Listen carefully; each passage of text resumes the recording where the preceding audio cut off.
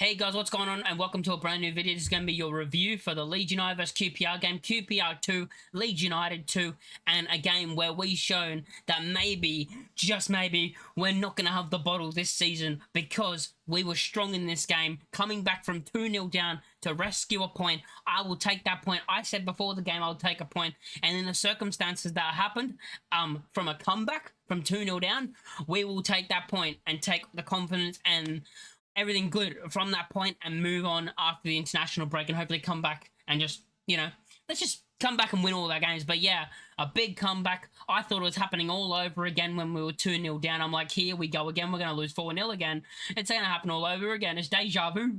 But that did not happen. We managed to make the comeback. And a nice comeback it was for us to win the game, draw the game, sorry, not win it, draw the game 2-2, a massive point in the comeback, which means now we will be guaranteed to be top 2 after this week, and going into the international break, we'll guaranteed to be in the top 2, which I will take. I still think Sheffield United might drop a point. Like, they could draw their game. I could see them drawing their game. But yeah, let's talk about the goal. Let's start off with the first goal. Aronson has made a mistake here. I do understand that, but I'm not going to fully blame him. I understand it's his fault. Like, don't get me wrong. He has passed. The ball has come to him, and he's tried to play it in the bogle when really he should just smash it out of there. He should put his foot through it and get it out of there. He tried to play it back to, into Bogle. Doesn't realise that Bogle is not the one that's there. And Sato, he's the one that's there. He takes it, and then a lovely strike. Nothing Melia can do. Good finish, and they go 1-0 up. A mistake from Aronson that leads into us being 1-0 down. The second goal. Then we get into the second goal scored by Cook. Defensively, from headers, we were poor. Defensively, from crosses and corners, we left them with so much open space. It happened again after this goal where they just open. Free header. We gave them 3 headers. No one's around them. No one's putting pressure. Give them a free header. That's what happens. And it's a brilliant header, by the way, right in the corner, off the post and in. And Cook scores and makes it 2-0. And that's why I'm like, oh my god, it's deja vu all over again. But that's poor on Strauch and Rodon for me. I don't know who's supposed to be marking them, but I feel like Strauch or Rodon should have been there on the big centre back to not give him an open header, free header, and to make it 2-0, and I was worried then. But then, right before halftime, in the 40th minute, we were able to get a goal from Junior Firpo. Here it says it was an own goal, but it was Firpo's that got the last touch, so it's Firpo's goal. I can't even remember who whipped the ball in, to be honest. Now it doesn't say the assist. I don't even know who whipped the ball in. I think...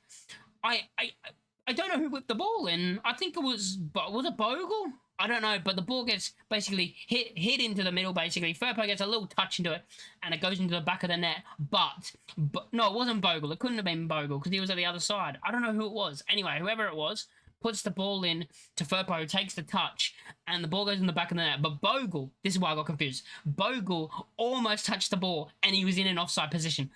Luckily, they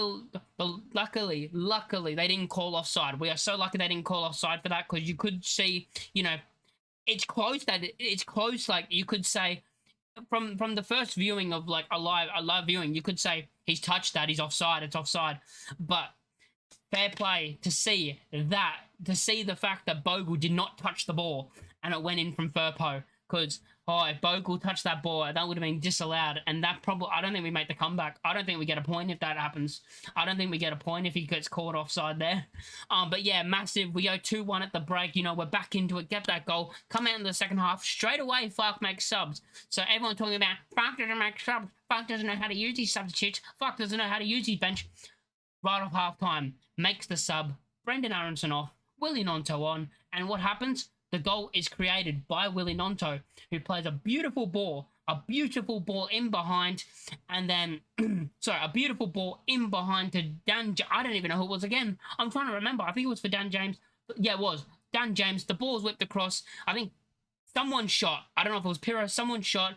It got blocked, and then it falls to Bogle, and a great finish. A lot of players, especially people that aren't strikers, will just hit the ball. They'll just lash at the ball. He just places it in the corner.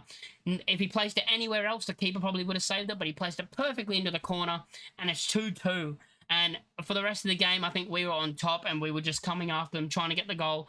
Even though they had a couple of moments where I was worried, I was scared, especially right at the end. Oh my God, that last attack they had. Again, we didn't beat the first man from a corner. The counter attack happened, and they almost. I thought they were going to score right at the end and beat us 3-2. I actually thought they were going to score right at the end. They don't in the end, and we managed to pick up a point, a massive point, going into the international break that keeps us in the top two. Now let's do play ratings. I think play ratings is going to be hard, in my opinion. Ilya Melia, I'm going to give him a 6.5. Thought he had a good performance today. Nothing he could do for either of the goals for me. And he also saved us at one point where they took a long throw in, and it was a good save. Big save. He made a big save in that part where it could have. I think at that stage it would have been 3-2. I think at that stage, or would it have been 3? I don't even remember when it was. It was either in the part where I think it was in the second half. I'm pretty sure it was, but he made a big save, and a good save where we could have, we could concede there, and then we're down again or whatever it was. I don't know what it was either when it would have been 3-0 or 3-2. So either way, it would have been bad in the situation. But Melia saves us there, and I think all around he had a good performance. He couldn't do anything, as I said, for either of the goals, and I think he did everything else fine. I think he was good for everything else. Jayden Bogle, of course, got a goal. Thought he was all right today. Not his best performance, but he did get a goal. I'm going to give him a 6. Joe Rodon, I'm going to give a 5.5, and Strauch, I'm going to give a 5.5 as well. Just on the basis, I don't think they were great from especially set pieces, corners especially. Like the way there was a couple of times where we just left players open for free headers, which for me, well, I don't know if it's fully on Strauch and Rodon because I don't know who was supposed to be marking them. I don't know if someone could tell me who was supposed to be marking Cook for the goal. If someone could tell me who was supposed to be marking him, I'm not quite sure. But I kind of put it on the two centre backs that your two tall centre backs aren't on the tall defender. But yeah, I don't think they were both great today. I think actually I'm gonna give a 6 to Rodon and a 5.5 to Strauch because I just remember this. Strauch's passing was poor in that first half. A couple of times he tried to play a pass and it either didn't come off or he just he went straight to a QPR player. Like his passing was poor at the start. I think it improved later on in the game, but it was so poor at the start I was getting frustrated. Junior Firpo, I think, had a good performance today. Of course, got the goal. I'm saying he got the goal because he did. I thought he was probably our best player on the pitch. I'm going to give him a 7.5 and I'm going to give him 7.5 and my man of the match. Junior Firpo was the best player on the pitch in my opinion. And then the two pivot, Tanaka, I'm going to give a 6.5. It was all right today. Again, not his best performance, but I thought he played well. He did his job basically.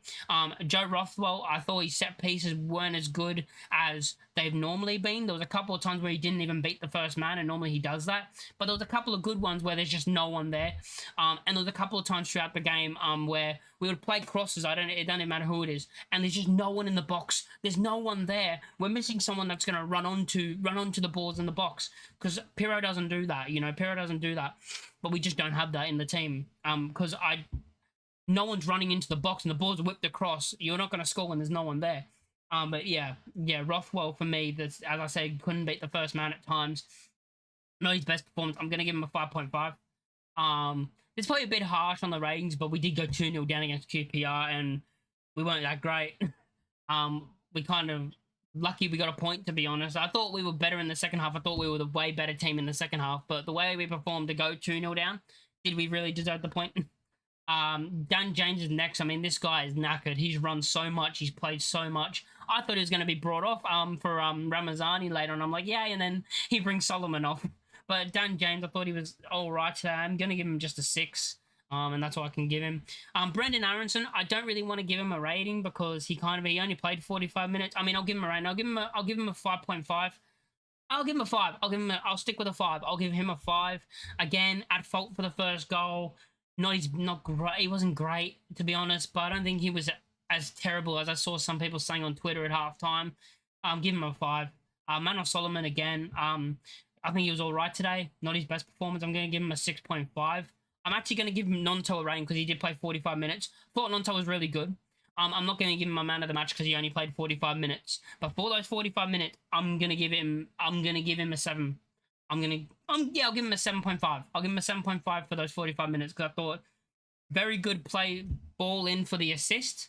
I thought he did well with that, but I still don't want to see him in the 10 starting. I'm sorry. I know people will say, well, he created the goal, and I'm like, I still don't see him as a 10. And we've seen it in other games. We've seen it in the cup. I'm pretty sure he played in the 10 in the cup. It just doesn't work. Please, not for a full game. I'm fine with Aronson playing the 10. It's not his fault that we signed no other number 10 that could give him a rest. It's not his fault that we didn't sign another number 10 that could, you know, have minutes and they switch. But yeah, it's not an Aronson. And Joel Pirro, I think, not a great performance, but I don't think it was terrible. I think his link-up play is very good. That's what I was like, not very good, but his link-up play has very much improved from last season, and you still see that in games.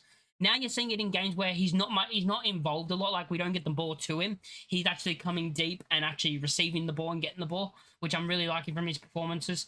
I'm going to give him a 6. But overall, I'm happy that we managed to get a point in this game. We move on to the international break. We take 2 weeks off, and then we come back. So if you guys like the video, make sure to like, comment, and subscribe. And I'll catch you all in the next one. Peace.